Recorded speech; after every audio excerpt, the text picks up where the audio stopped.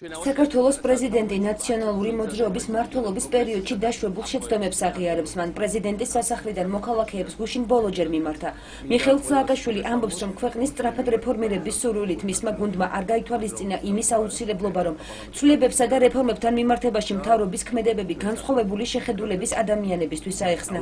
პრეზიდენტი ასევე ნანობს, რომ ძალოვანი უწყებების მაღალჩინოსნებს ხშირად ზედმეტ ნდობას უცხადებდა. ნანობ, რომ ხშირად ზედმეტად ვენდობოდი შინაგან საქმეთა სამინისტროსა და პროკურატურის ზოგიერთი თანამდებობის პირს. ჩვენი ქვეყნის სწრაფად რეფორმირების სურვილით არ გავითვალისწინეთ იმის აუცილებლობა, რომ ჩვენი მოქმედება აგვეხსნა და შეგვეთანხმებია მათთან, ვინც ეწინააღმდეგებდა ამ ცვლილებებს. ჩემთვის ბევრად უფრო მნიშვნელოვანი იყო შედეგი, ვიდრე ამ შედეგის ახსნა და ამან ძალიან დაგვაზარალა. მე არ მოვიხდი ბოდიში იმისთვის, რომ გავანადგურე ორგანიზებული დანაშაული. ამოვძირკვე ყველანაირი კორუფცია და ავაშენე ახალი ქალაქები. მე ყოველთვის ვიამაყებ იმით, ვისის დასრულება ჩვენ ერთად შევძელით. ყოველთვის მექნება მოწიწება ჩვენი გუნდის ღვაწლისა და დამსახურებების მიმართ.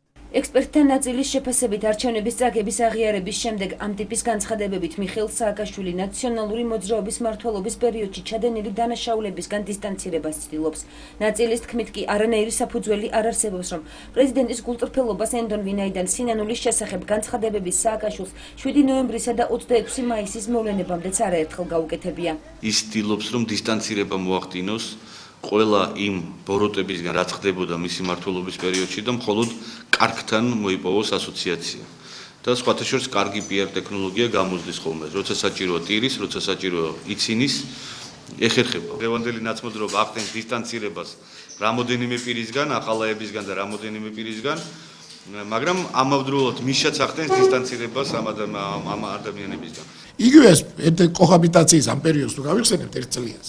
ძირითადად მიხეილ სააკაშვილი დაკავებული იყო იმით, რომ დადიოდა მთელ მსოფლიოში და სახელს უტეხდა საკუთარ სახელმწიფოს და ეძახდა, რომ რაღაცა რუსეთის აგენტები ყავს მთავრობაში, მე რუსეთის აგენტები შეცვალა და ეძახდა, რომ რაღაც რეტროგრადები ყავს. აი ეს იყო პრეზიდენტი, მოქმედი პრეზიდენტი ჯერ კიდევ და ხა თან ეჭვმეპარება, რომ რაღაცა უცებ ახლა გაუნათდა გონება, რომ რაღაც ადეიშვილს და მერაბიშვილს უჯერებდა. აბსოლუტურად დარწმუნებული ვარ, რომ ის ორი ადამიანი იყო უფრო ამ თვითონ სააკაშვილის ბრძანებების შემსრულებელი და სურვილების განხორციელებელი.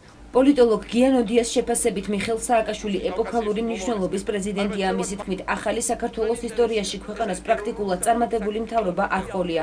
ერთადერთი წარმატებული კი სააკაშვილის ხელისუფლება იყო იმ თვალსაზრისით, რომ მათი მმართველობის დროს ქვეყნის ტრანსფორმაცია მოხდა. დღეს ჩვენი ქვეყანა არის თვისობრივად უკეთესი, ანუ განვითარების თვისობრივად უფრო მაღალ დონეზე, ვიდრე იყო 10 წლის წინ. ეს უკეთესობა გულისხმობს სახელმწიფო ინსტიტუტების გაძლიერებასაც და რა თქმა უნდა ეს არის ყველა თავარი და ძირითადი მიღწევა სააკაშვილის, პირადად სააკაშვილის და ნაციონალური მოძრაობის. სწორედ აი ვარდების რევოლუციის შემდეგ ჩვენ შეგვიყვანეს ევროპის სამეზობლო პოლიტიკაში, ნატოს რეალური კანდიდატები გავხდით. პრეზიდენტის გუშინდელი მიმართვიდან კიდევ ერთხელ გახდა ცნობილი, რომ სააკაშვილი კვლავ აქტიურ ფიგურად დარჩენას გეგმავს.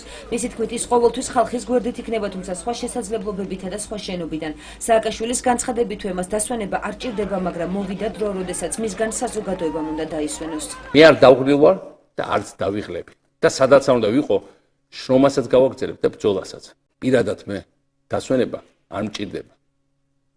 მაგრამ მოვიდა დრო, როდესაც თქვენ უნდა დაისვენოთ ჩემგან.